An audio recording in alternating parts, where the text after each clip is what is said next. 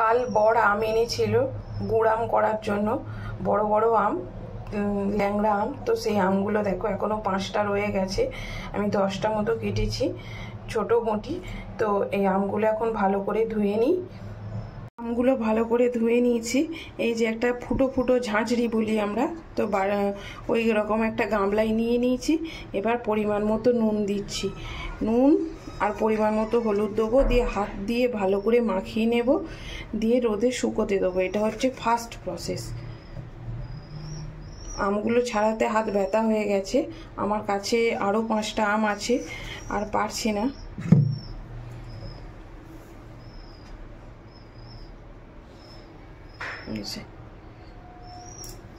এখন ভালো করে মাখিয়ে নেব হাত দিয়ে।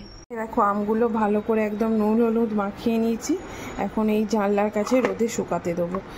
আজকে আর কালকে 2 দিন রোদ দেবো, শুকিয়ে যাবে যখন, তারপর যখন গুড় দিয়ে করব তখন শেয়ার করব। এই রকম রোদে দিলেই হবে। ফার্স্ট প্রসেস কমপ্লিট, এরপর সেকেন্ড প্রসেস যখন করব অবশ্যই শেয়ার করব। ভিডিওটা কেমন লাগলো কমেন্ট করে জানিও, ভালো লাগলে পাশে থেকো।